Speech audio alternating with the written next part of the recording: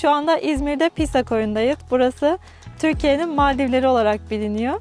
Gördüğünüz gibi arkamda masmavi bir deniz var. Karavanımızı biz de bu yeşillik alana çektik. Bir önceki videomuzda karavanımızdaki eksiklerden bahsetmiştik, tanıtım yapmıştık. Güzel de ilgi gördü, teşekkür ederiz. Şimdi de o eksikleri nasıl tamamladık onlardan bahsetmek istiyoruz. Öncelikle bu ön kısımdan bahsedelim.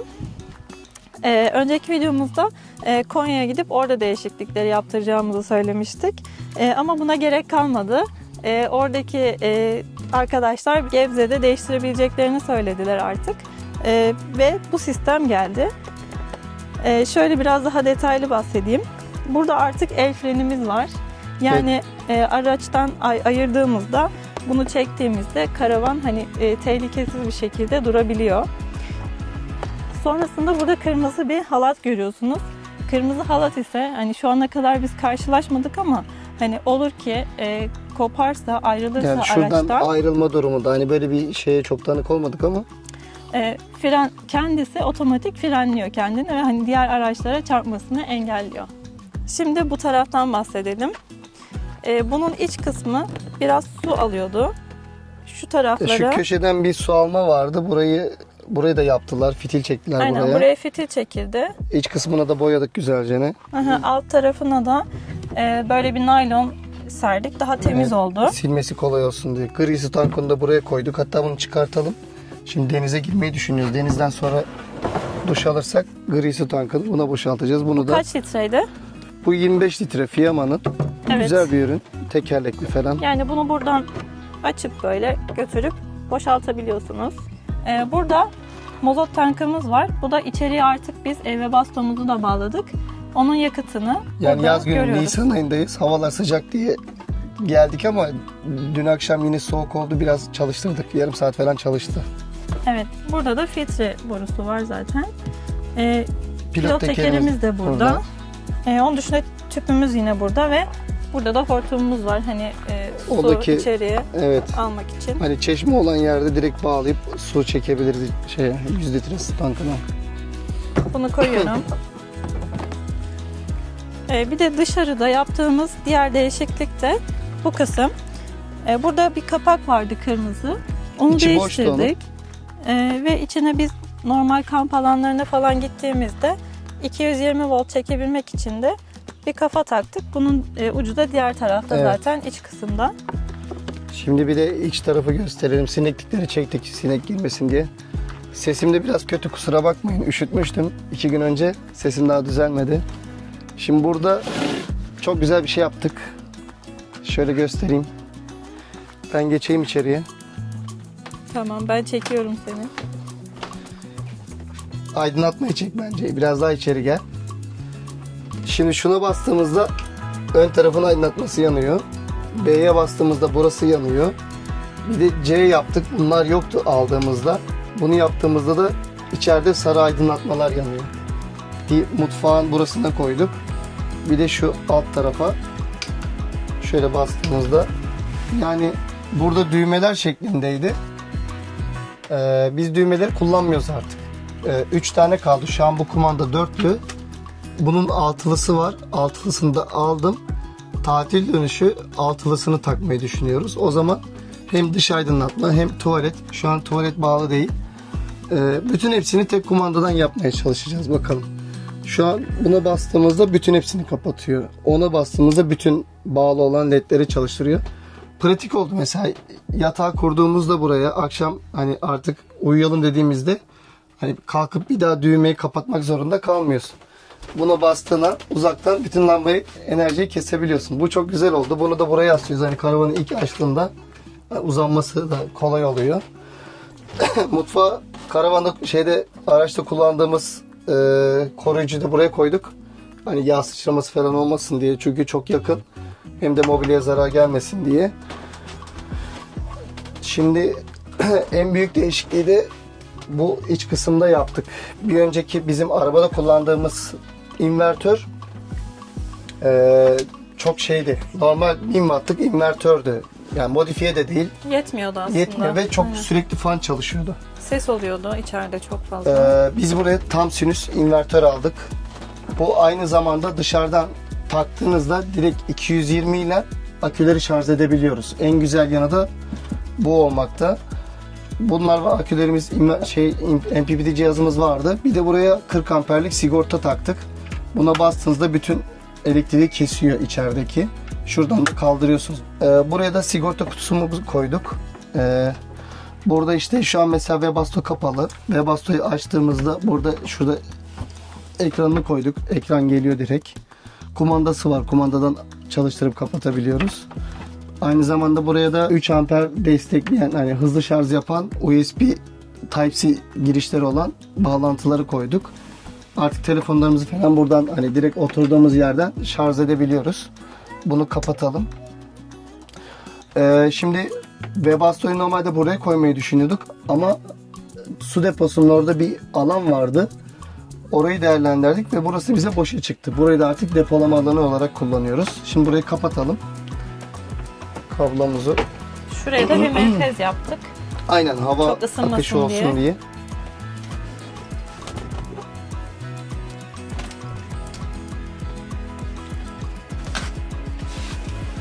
Şimdi hava çıkış yeri de burada. Webasto'nun buradan direkt koridora üflüyor. Hava alış yeri de burası. Şimdi bunun altında gösterelim.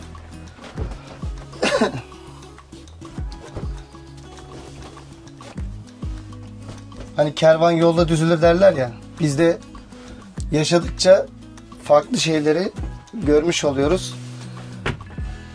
Normalde burada hidrofor vardı. Şöyle bir şey fark ettik. Buzdolabının arkasında tekerin olduğu yerde bir yaklaşık 20-25 santimlik boşluk var. Hidroforu da biz oraya koyduk. Yani hidrofor bunun içinde artık. Bir de genleşme tankı aldık. 0.75 litre. Hidrofor ve genleşme tankı buzdolabının arkasında. Burayı da Webasto'ya yerleştirdik. Webasto'nun buraya da ambiyant aldık. Isıyı yansıtmasın, hani şeye zarar vermesin diye. Buraya da döşedik. Hortum buradan buraya gelip ısı akışını sağlıyor. Güzel oldu. Bu şeyi de değiştik. Hortumu da değiştik. Daha esnek bir hortum. 360 derece dönebiliyor. Önceki plastikti. Aynen, önceki plastikti, buna değiyordu falan. Çok bizim içimize sinmedi. Hem metal, ısıya da şey yapar, hani zarar gelmez. Evet, o yüzden. Böyle bir şey yaptık buraya da. Karavanı aldığımızda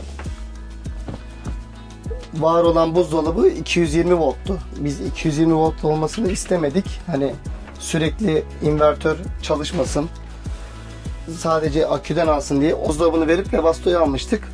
Şimdi de 12 volt buzdolabı aldık. Burayı da düzenledim. Artık düzenli bir şekilde işte drone'umuz, elektronik aletlerimiz falan oturdu yani birçok şey. Şu an kullanış olarak daha rahatız yani. Evet, karavanda güzel bir değişiklikler oldu. Daha kullanışlı hale geldi. Keyifli kamplar artık bizi bekler. Ama önce bir denize girmek istiyoruz. Evet. Haydi gidelim.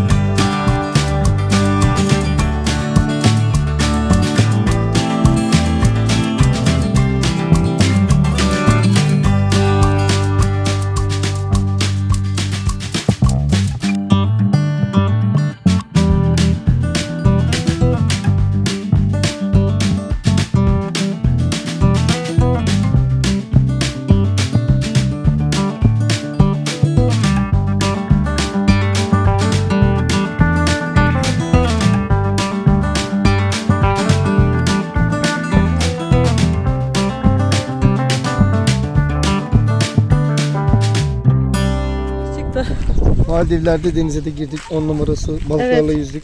İçimizde Sen kalmadı. baksaydın görecektin. Çok güzel balıklar vardı. Olsun, ben görürüm senin Açalım çektiklerinden. biraz. Aynen. Bizim kaldığımız yerin bir de diğer tarafı var. Orası daha sakin ve suyu daha sığ. Şimdi oraya doğru yürüyüşe çıktık. Ben en başta o tarafta kalalım demiştim. Ama bu diğer tarafta, bizim kaldığımız tarafta güneş oradan batıyordu. O yüzden biz de orada kalmayı tercih ettik. Zeytinleri mi bulamışlar? Bu tarafta kalanlar da var. Daha sakin tercih edenler burada kalıyor herhalde.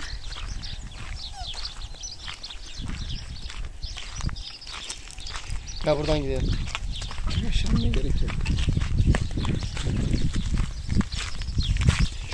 Sarı sarı çiçekler var her yerde. Papatyalar var. Bak bu ateş. Ya böyle üzülüyorum ya böyle olunca. Her yer köstebek yuvası gibi. Yeşilin üstünde ateş yakınca. Ama bunlar ağaç dallarını yakmışlar. Bilerek yapmışlar ama sonuçta oradaki canlıları öldürüyorlar, Evet. toprağın altındaki. Kuşların sesi çok güzel. Ama burası birine ait. Yani bu zeytinlik Çevirmiş. galiba. Bakımını yapmış baksana. Budamış.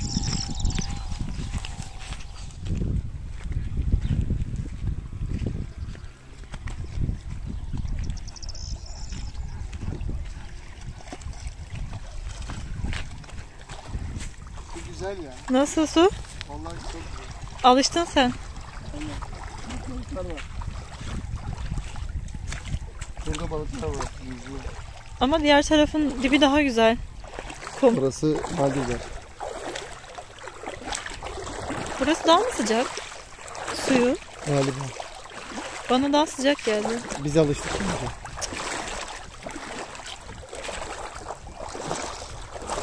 Sıcak değil mi? Evet, bana sıcak geldi burası. Taşlar daha iyi ısıtıyor. Sıcağı Karşıda emiyor. Bademli Köyü var.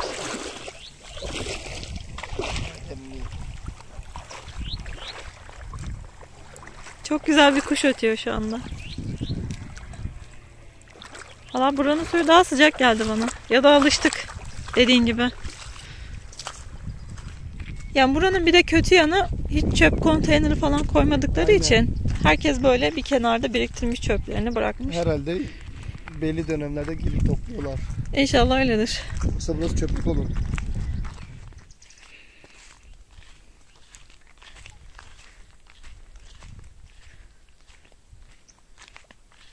Burası çok sakin. Sıfır rüzgar. Hem deniz hem yeşilin buluştuğu yer. Buraya da güzel çadır atılır. Çok değişik çiçekler var. Guguk kuşu. Şuraya da duş koymuşlar ama herhalde çalışmıyor şu anda. Tesis kapalı.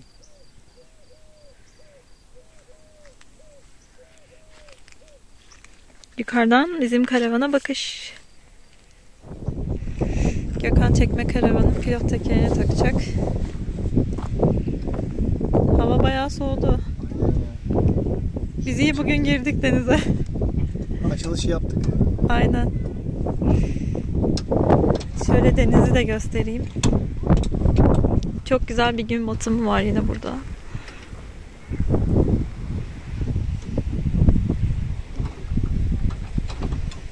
Sayımız arttı.